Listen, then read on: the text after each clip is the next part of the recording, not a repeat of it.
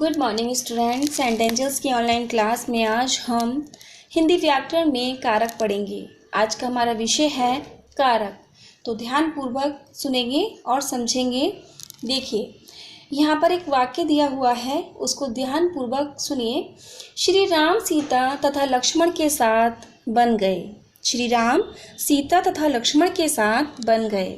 रावण ने सीता का हरण कर लिया। श्री राम ने सीता हरण का बदला लेने के लिए रावण के राज्य लंका पर चढ़ाई कर दी। युद्ध में सुग्रीव तथा हनुमान ने श्री राम की सहायता की। श्री राम ने रावण को वाण से मारकर विभीषण को लंका का राजा बना दिया और सीता तथा लक्ष्मण के साथ अयोध्या वापस आ गए। हे राम, तुम धन्य हो, मारकर विभीषण को लंका का राजा बना दिया और सीता तथा लक्ष्मण के साथ अयोध्या वापस आ गए। हे राम, तुम धन्य हो। तो यहाँ पर कुछ रंगीन शब्द दिए हुए हैं। कुछ रंगीन शब्द दिए हुए हैं। जो रंगीन शब्द हैं वे कारक हैं। वे क्या हैं? कारक। किसी भाव या विचार को पूर्णता से प्रकट करने के लिए, किसी भाव या विचार को पूर्णता से प्रकट करने के लिए कम से कम एक पूर्ण वाक्य की आवश्यकता होती है। इस प्रकार के पूर्ण वाक्य का मूल आधार क्रिया है। वाक्य में क्रिया की अनुवृत्ति से ही इस प्रकार के पूर्ण वाक्य का मूल आधार क्रिया है। वाक्य में क्रिया की अनुवृत्ति से ही किसी भाव या विचार की अभिव्यक्ति होती है। किसी भाव या विचार की अभिव्यक्ति होती है।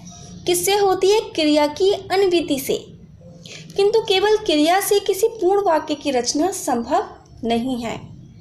किंतु केवल क्रिया से ही, हम अगर क्रिया का ही प्रयोग करते हैं तो क्या हमारा वाक्य पूर्ण हो जाएगा? नहीं, वाक्य की रचना पूर्ण नहीं होगी। वाक्य रचना में क्रिया की सहायता के लिए कम से कम एक या अन्य विकारी शब्द का होना अनिवार्य है। ऐसे विकारी शब्द को व्याकरण में कारक कहा जाता है। कारकों के बिना हमारे वाक्य संभव नहीं है। इस प्रकार वाक्य क्रिया की उत्पत्ति में सहायक विकारी शब्दों को कारक कहते हैं। किन्हें कहते हैं कारक? इस प्रकार वाक्य में क्रिया की उत्पत्ति में सहायक विकारी शब्दों को कारक कहते हैं। वाक्य में प्रयुक्त कारकों का सीधा संबंध क्रिया से होता है। एक बार और सरल वाक्य में समझेंगे कारक किसे कहते हैं। संज्ञा या सर्वनाम के जिस रूप से उसका संबंध क्रिया तथा वाक्य के अन्य शब्दों से किया जाता है या शब्दों के साथ निश्चित होता है, उसे कारक कहते हैं। क्या कहते हैं? उसे कारक कहते हैं। कारक चिन्ह, कारक के साथ कुछ शब्दांश भी प्रयुक्त हैं। कारक के साथ कुछ शब्दांश भी प्रयुक्त हैं जिन्हें कारक चिन्ह कहते हैं। कारक चिन्हों को विभक्ति या परसर्ग भी कहते हैं। कारक चिन्हों को क्या कहते हैं? विभक्ति। ध्यान देने योग्य बात है कि कारक चिन्हों को विभक्ति या परसर्ग भी कहते हैं, जैसे ने, को, से, के लिए आदि। हिंदी में कारक के 8 भेद होते हैं। तो हम आगे समझेंगे कारक और उनके चिन्ह और कारक की पहचान। कारक की पहचान किन किन से होती है, उन सबको हम ध्यानपूर्वक समझेंगे। देखिए, सबसे पहले आता है हमारा कर्ता। कर्ता का चिन्ह है हमारा ने। क्या चिन्ह है हमारा? ने। और हमने पहचान किसके आधार पर की है? यहाँ पर देखिए, किसने या कौन। किसने या कौन क्या है हमारा? फर्स्ट कर्ता, प्रथम है हमारा कर्ता। और कर्ता का चिन्ह अभी हमने आपको बताया ने। उसी तरह से हमारा आपका आता है द्वितीय। तो द्वितीय कौन सा आता है? कर्म। कर्म का चिन्ह है को, जिसकी पहचान हमने आपको बताई है किसको और क्या। किसको और क्या। थर्ड नंबर पर आता है, जिसे हम तृतीय भी बोल सकते हैं, करण, जिसका हमारा चिन्ह है से, के द्वारा। किससे, किसके द्वारा। क्या किससे की हमने पहचान? ध्यान दीजिए, किससे और किसके द्वारा। संप्रदान में आता है हमारा को और के लिए। संप्रदान का चिन्ह है हमारा, जो हमारा चतुर्थी है, तो उसको कहेंगे हम को या के लिए, जिसकी पहचान हमने की है किसको या किसके लिए।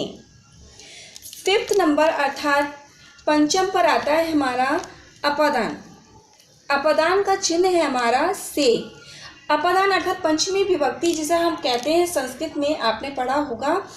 तो इसी पंचमी विभक्ति जब हमारा प्रयोग किया जाता है तब हमारा उस अर्थ में आता है जब कोई चीज़ किसी चीज़ से अलग होती है, तब हमारा पंचमी विभक्ति आती है और जिसका चिन्ह होता है से। कहाँ से या किस से। 6 नंबर जिसे हम कहते हैं षष्ठी विभक्ति, उसमें आता है हमारा संबंध, जिसका चिन्ह है का, के, की या उसके स्थान पर रा, री, रे या रा, रे, री भी हो सकता है, जिसकी पहचान हम करेंगे किसका, किसकी, किसके के आधार पर करेंगे। सप्तम अर्थात सप्तमी पर आता है हमारा अधिकरण।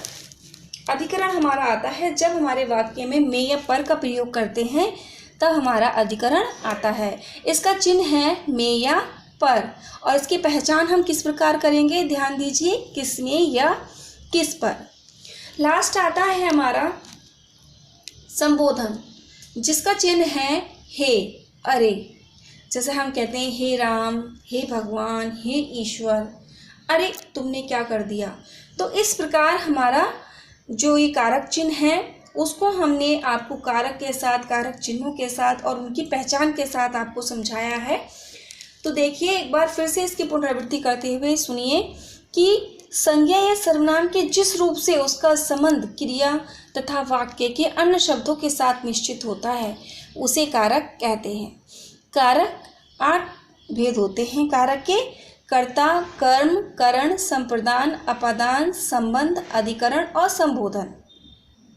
कर्ता ने कर्म को करण से के द्वारा, संप्रदान को या के लिए, अपादान से अलग, संबंध का, के, की, रा, रे, री, अधिकरण में पर, संबोधन हे, अरे। तो इस प्रकार कारक की परिभाषा पढ़ें और स्मरण करें। कारक चिन्ह भी ध्यान से समझें और उनको स्मरण करें। और इस प्रकार अपनी नेक्स्ट वीडियो में हम सभी कारकों को, जो हमारे 8 कारक हैं, सभी कारकों को हम विवरण से पढ़ेंगे अलग अलग। जैसे कर्ता को हम उसके पूर्ण विवरण में पढ़ेंगे, और अभी आप अपने कारकों को ध्यानपूर्वक समझें और उनका स्मरण करें।